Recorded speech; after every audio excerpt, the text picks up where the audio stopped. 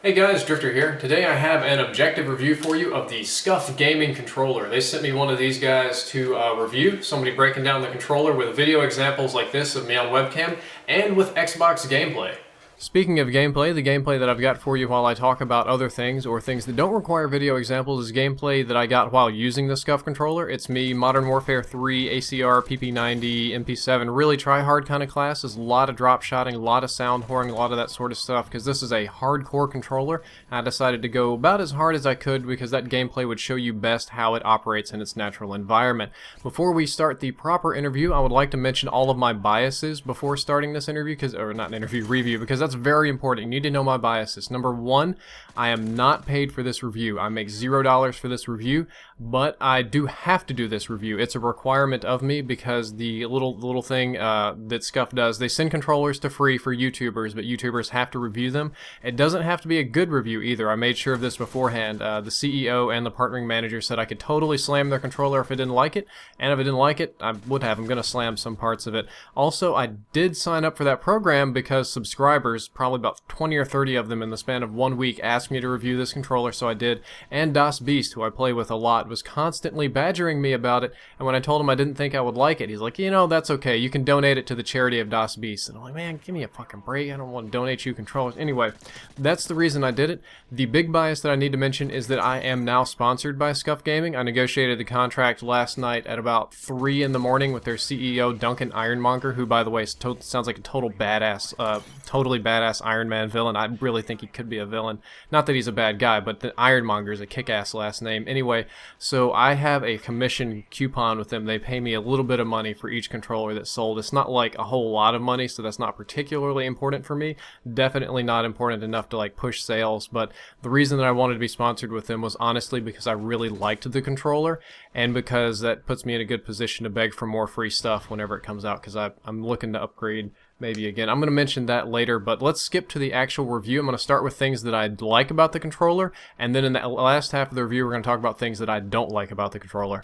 The thing that I like most about this controller, and the thing that I feel is its strongest selling point, is the paddles. And for those of you that are a little bit confused, there are buttons on the inside of the controller here. I'm trying to get them on the screen and somewhat in focus. I got these in yellow so that you can see them. I thought they'd be like triggers, like on the inside that I would pull, but actually they are, trying to get my head straight here, they're these huge paddles you can kind of press and add extra buttons to. We're going to swap over to a macro shot in just a second so you can get a better feel for this, but they do feel very natural because you just kind of grab a controller like this, and when you want to hit your extra buttons, they're already there. So I'm just barely moving my fingers and they press right in. I'm going to change angles here a little bit for the paddle discussion. Let's start with the regular controller actually. It's just the standard controller. You've got nothing on the inside, the back. You've got nothing going on in here, nothing to do with all these fingers. They're kind of wasted. And in a game like Call of Duty, let's see if I can hold this appropriately. Let's say you need to drop shot, and I'm playing on standard. I'm going to move around here again. And I need to drop shot, and I need to aim. Some dude's like to my left, so I would want to look left and drop and pull the trigger. But what happens is I can't look left and hit the B button. So I'd have to look left, hit this, pull the trigger. It screws everything up. Or look left, then hit B, and then pull the trigger. And you're just kind of wasting your time and your effort. Some people have it configured so you can push in, but then you can't knife. Your panic knife is over here. Nobody likes panic knifing, but it's a problem. There's not enough buttons to react, and with all of your action buttons over here, you're always taking your hand off the primary aiming stick, which is here. You have the same problem on a PlayStation controller and on Xbox controller. I have Xbox, so we're gonna look at this. The Scuf controller kind of fixed that with these paddles back here. These big yellow buttons are the whole paddles. You can't push them up here. These little knobs, they don't really, try to keep it straight, don't really do anything. I'm gonna flop around to the back side because it's much easier. But the whole paddle actually moves. I'm gonna see if I can get a video of it depressing just a little bit. Yeah, you see right here? You get it in focus. Like, these are extra buttons and they don't move very much. They click kind of loud. So if you had that same problem, back over here, again, and you come up on somebody and you need to kill them. You need to drop shot and kill them because they're gonna shoot you.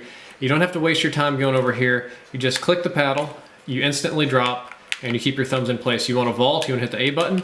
This, you got your A paddle over here, you can just hit it.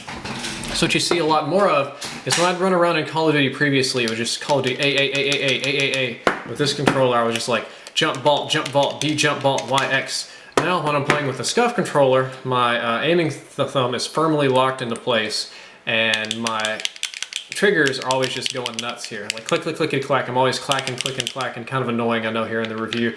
But I'm constantly working, and that saves me time, it saves me accuracy. It means that I don't have to waste my time with these stupid B and A and Y buttons anymore. And the good thing, so I can show you two other features that I liked on this controller, the trigger stops and the hair triggers. Right away you're gonna notice these little gray things here. They kind of stop my triggers from all the way depressing. Like I push down, it just won't go in. Compared to this controller, which I can easily push all the way in. This is a really big thing for Call of Duty games because what happens is when you pull the trigger, your gun shoots like here, but you waste time pushing it all the way in. Same thing on the other side, like on your trigger finger, like I'm pulling and pulling, that's where the gun shoots, and then I waste all that time pushing it in. With the trigger stops, on the other hand, what you'll do is you'll shoot and stop, and shoot and stop. And there's another feature that ties into these. These keep you from pushing it all the way down so that you're able to not waste your time pushing and recover and shoot faster. You go like really, really fast. It makes it much easier. But there's another thing. It's basically adjustable triggers, which you may have seen already on this controller, is these weird little, trying to get this in focus properly, I would call them grooves or screws or little dots on the side of the controller. Like I could almost push them with my finger because they do poke out and they're metal and they're kind of annoying. I really didn't like these at first. I got this controller and I was like, what in the fuck are these little dots? I do not like these things. Let me see if I can get a better view of them. But what they do is, if you watch carefully, they came with this little thumbstick here. I'm gonna do on my trigger finger, on my right hand, because that's the important one. Trying to get the controller situated correctly here. You can insert this into there. It's just a little hex screw, so it sticks out, no big deal.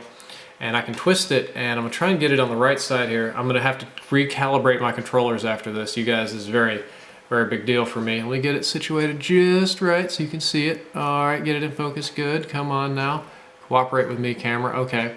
So as I twist this quickly, you can see that I'm now lowering the trigger into the controller. And if I twist it the other way, whoops, this stupid thing came out. That's great. That's just glorious. You can see that it's coming back out. I'm not tilting it. I'm not doing any camera tricks. That's just kind of how it does. The reason for that is you're looking to find the sweet spot in Call of Duty. What it calls is the sweet spot, kind of like if you push the controller this far, it doesn't shoot, but if you push it that far, it does shoot. Call of Duty, Battlefield, Gears, they all have a little sweet spot.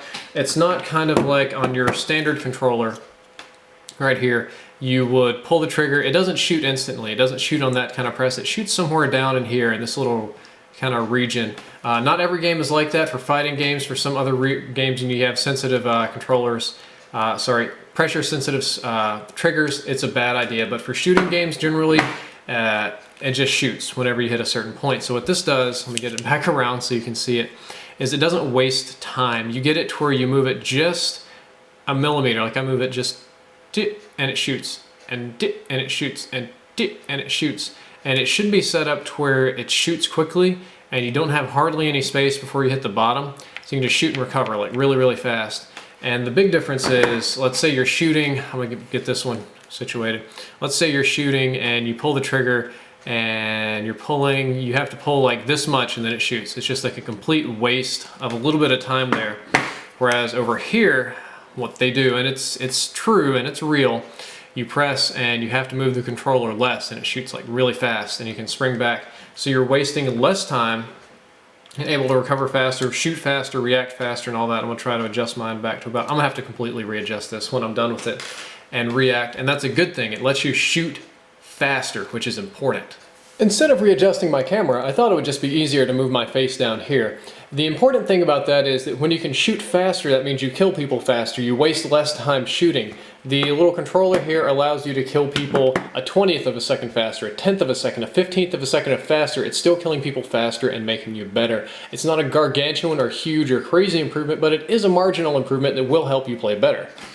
Very last item for this type of crazy macro shooting, they have what they call the Scuf grip. If you look very closely here, trying to make sure that it stays in focus, you can see that there is a texture on this side. It's not a pure gloss, it's actually a grip. It's a really tough, how would I say, leathery kind of grip. Whereas you compare it to a regular Xbox controller, you see more more smoothness. It's that slick kind of plastic feel. And while I thought this was good, I thought this was normal before, the grip was surprisingly good. And I know you're thinking I'm just bullshitting you at this point and I've lost my mind. I'm really not, because previously controllers in the past, they had this kind of grip. It was like this rubbery kind of grip. Let me just see if I can find something sitting around here that has that kind of grip, because it's freaking everywhere. It was this, dang it. It was, okay, here's a charger cable for my camera. It was made out of this rubbery kind of material, not all that different from this. When you rub your fingers across it, you stick pretty hard, but it gets greasy really easy, so it turns into a kind of worthless greasy mess really fast, which is why I always preferred the regular controllers, because it was a little greasy but it was easy to clean. This is made of some sort of leathery stuff, like it's really tough. Like I can't like scratch it. It doesn't fuck up, it doesn't peel, it doesn't cut like that other cheap stuff. And I asked the CEO about this. I'm really kind of sick of just having this camera pointing down at my crotch forever, so I'm gonna move it back up. I'm gonna hold it totally out of focus, you know. And he said that they used the same grip that they had in some military guns and technology on the Scuf controller. So the same kind of grip that you get on your guns and your advanced weaponry, they put on the controller. I'm not sure why they thought that was a good idea, but it worked well and I liked it. It was one of the more surprisingly fun features. I'm gonna go back to a more standard camera now. You really shouldn't give me toys to play with. This is probably bad. The last good thing that we're going to talk about today for these controllers is their build quality. This controller right here, this little Scuffy McScuffer, is actually a legit Xbox controller. It started off its life exactly like this controller. This is the standard one I just got at Walmart. What they do is they take this controller, and if you can see it's standard Xbox, you can see the seam right here. They pop that off. They put the new case on, but they also modify all the internals inside this one. Yeah, I know my battery pack doesn't match this. Don't judge me. So this is a standard Xbox controller. They don't even change the chipset in them, because that would be, you can't do that for MLG gaming. They just add a couple of, The last thing that we're going to talk about today that's good about these controllers is the build quality. This Scuf controller here is not necessarily what I would call an independently manufactured controller. It starts off its life just like this black controller over here is a standard Xbox controller. You still see they have the same backs to them basically. I know that, okay, this, I'm getting confused. This doesn't match, I know, don't judge. I'm going to start over again. The last thing that we're going to talk about today that's good about these controllers is the build quality. This Scuf controller here is not exactly what I would call a finished product manufactured thing. They don't like go from scratch to final controller. What they do is they start off with a standard Xbox controller like this guy over here, and if you can see the seam on it right there in my video, I don't know how well in focus it is, and then on this one they pop the top off, do a lot of work on the inside and change it up. So this and this are essentially the same, except this has had some small mods. What that means is that the Scuf controller is compatible with all those other programs that are compatible with your Xbox. You hook it up to your PC, you hook it up, well mine's wireless, it doesn't hook up well, but the wired ones hook up to the PC, they don't screw up, you don't get incompatibility issues, and they're also very tough. Xbox controllers, they're big, they're heavy, they're tough. I'm not necessarily proud to admit it, but the first day that I got this one was the day that I got really mad and rage quit on Xbox. So I was sitting here just playing the game and doing my thing, and I'll show you the clip that made me rage quit now.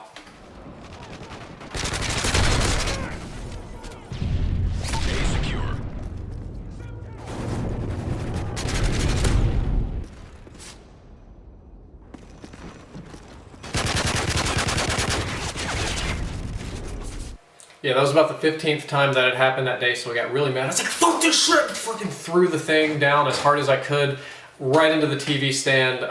I should have broken this controller, but it's still intact. I don't know if that's my good luck, if they're all like this. I would say they are of a very good build quality. By now I've used up lots of time and talked about all the positive things that go on with this controller, but I feel that it's important to talk about the negative things, the things that I don't like about Scuf controllers, because negative feedback helps people make more informed decisions than positive feedback, and it helps make Scuf a better company. The number one thing that I don't like is the controller's not reprogrammable. When you buy it, you have the paddles, which you can add 2 extra buttons, and that's really nice. It comes standard with A and B, and you can add whatever. But if you get it and you want to change it, you can't. You cannot reprogram this controller. I kind of wish I had my B and A on opposite paddles now, because I have a whole lot going on my right hand and pretty much nothing on the left hand. I'd like to swap, so my proning and crouching and drop shotting would be on my left hand, but I can't do that. I have to actually send it back in and pay to have it redone, and that kind of sucks. I mean, I spend a lot of money on these controllers. They should be able to be reprogrammable, and I brought this complaint up directly to the CEO of the company. I was expecting him to say this was for quality control reasons. We don't want people reprogramming their controller. We don't want them flashing the chips. We don't want them screwing them up. Or maybe it was a money thing, like we just don't give a shit and we want people to send in these controllers so they have to pay us to fix them. What he told me is that the controllers were originally designed with the Pro Circuit in mind, for pro gamers, and in the Pro Circuit you cannot use a modded controller, and the way they had the rules set up, a mod was anything that had like an additional chip or additional script on the controller, so they couldn't add anything to it chip-wise. So what they had to do is they added like an extra little bridge of some kind, so you get multiple buttons, like you get two little metal things hitting the A button so that goes into the chip. And because it's that way, you can't change the controller, you can't reprogramming it without breaking it apart and physically rewiring it. So that's the reason that's the way. I hope they change that in the future if they go more with like these in-home kind of uses, but it's really frustrating right now for me that I can't reprogram it, because it was very expensive and I would really like to reprogram it, and I really don't want to send it back in. So take my advice, and if you do end up buying one of these things, you better damn well make it the way you want it before you get it shipped to you, because it's going to be a big pain in the ass to change. Another thing that I don't like about this controller is that the vibration on it felt weak, and I don't know what the deal with it was. It just felt really different. A lot of pro players don't really play with vibration enabled. I know that. Matter of fact, most players don't, because it uses battery life. Some people find it annoying, but I like my vibration. I just, I'm a little bit colorblind and a little bit derp with those things on the top and sides of the screen. They're supposed to tell me when I'm being shot. So when the controller goes bzzz, that's my little cue that I'm being drilled. This one vibrates hard and heavy. Maybe that's because it's old or something. I actually emailed the CEO about the vibration in this one. I was like, is the vibration weaker because you changed the internals? And he said no. He said the vibrator in this one is the same as the vibrator in this one. And by vibrator, I mean the things that shakes, not in the controller, not the thing that your mom uses on the weekends. But this has standard vibration. My feeling for it, my subjective feeling, is that it was different, and I have a feeling that's because the older controller I might have tossed, might have dropped, so it probably shipped slower and heavier, whereas this one's harder or a little faster, a little bit more aggressive. I'm not sure about that. That's my subjective feeling on this. Alright, now I think the only thing that we're going to do here in the close-up mode that I don't like is I don't really like these domed thumbsticks. This is a feature that you can add on for I think $7. You can see the domed thumbstick versus, say, a normal Xbox thumbstick, which is a little concave. This isn't a feature for PlayStation because that's not a problem. I think PlayStation had like some sort of copyright or patent on the dome. So in theory, because your thumb has a like arc to it, it would kind of mold to fit and fit in there better, but in reality everybody is just kind of pushing them on their edges here, especially on the left one. You get a little bit of the same thing going on the right thumbstick. Let me see if I can get a good angle.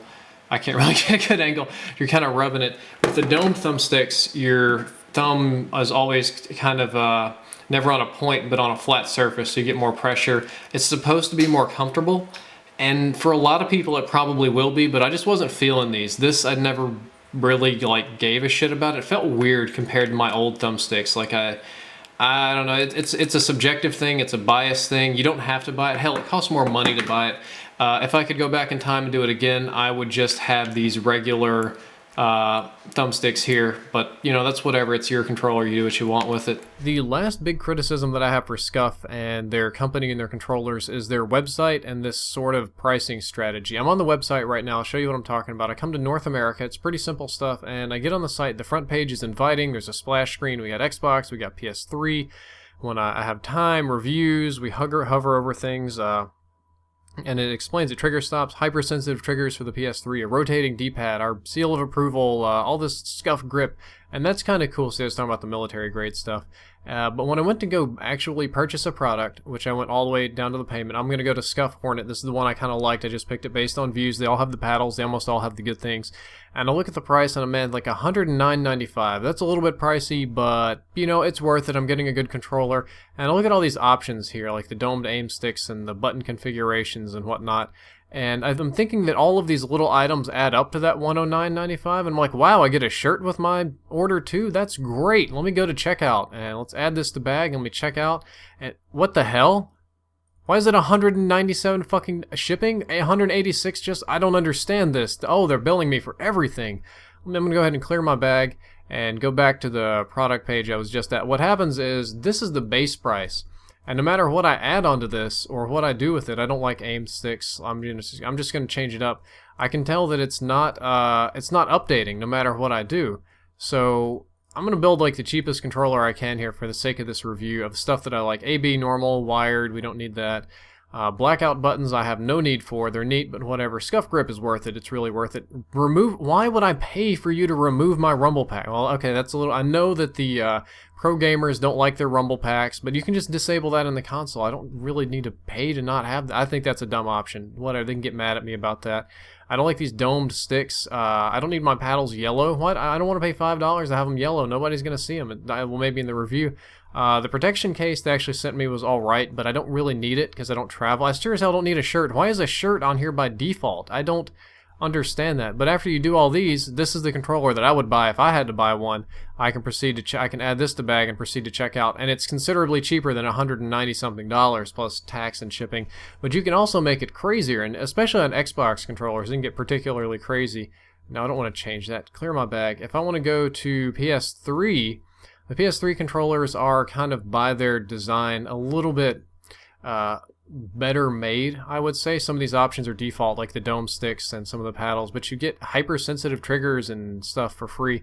The PS3 controllers are cheaper. The grip is good. I don't need the rumble pack. I still don't need yellow paddles or case or a shirt or any of this stuff. It just bugs me that that's on by default. If I add that to bag and go to checkout, it's really okay. It's about the same price, but if you're not careful, you can easily blow way too much money on this stuff. And that's kind of all I got to say about the pricing. The pricing is high, don't kid yourself. These are expensive controllers, but they're nice controllers. And if you don't know what you're doing, you can blow a lot of money on all these options over here on the right. So at the very end of the video, you're going to ask me, should I buy this controller or is it right for me? And the answer is, it depends on what kind of person you are. If you're a really hardcore gamer, if you play a lot of first-person shooters, if you'll do anything to improve your game, if you have the spare cash, if you just really would like to drop shot easier, if you want to use select fire weapons easier in COD and Gears and Battlefield, those sort of games, this is for you and you'll enjoy it. I promise you you'll enjoy it. I wouldn't have believed it either a couple of weeks ago, but I genuinely enjoy this controller and I'm not going back to the old one. But if you don't have the money to spare, if you don't think headsets are worth it, if you don't really care if you can pull the triggers faster, if it's not a big deal, if it's not important, just stay with the older controller. You'll be happier with your $150, $200 than the old controller because it won't make a difference to you. It just comes down to who you are. If you're not necessarily into mod controllers, but better controllers, if you game a lot, if gaming is a serious hobby, you'll like the Scuf. If it's not as serious, if you're a casual gamer, if you don't have the money, if you don't care, I don't want you to waste your money, I want you to stay happy because the difference between these two is not like insane. For me that games a lot, it's a big difference just because I game a lot. Since you might not game a lot, it might not make such a big difference for you. But if you do go with a Scuf controller, like I said, I signed up with them, I have a coupon. I negotiated it really late last night. I haven't heard from Mr. Ironmonger yet. I'm sure he's off trying to kill Iron Man again or something. The coupon code that he told me he set up is DRIFT, D-R-I-F-T. That's 5% off, and it's also a commission thing. So when you buy with DRIFT, it sends me a little bit of money, but don't try to send me money. I'm good, okay? But I tried to change it to DRFT, like Team Drift DRFT, like the clan tag and the operations that we've been going on. I'm not sure if that one got through or not.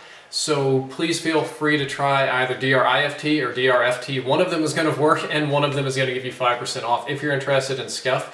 For those of you that have a Scuf controller, if you would like to post a video response here with your Scuf controller review, with your thoughts on it, with your opinions on it, if you're sucked, if you're as broke, if you want to give feedback to the company, if you want to call me a fucking liar or a sellout or whatever it is that you have to say about this video or a Scuf controller in general, please make a video response and just put it down there. I'll accept it so everybody can kind of see what's going on. I hope you enjoyed the video. Drifter out.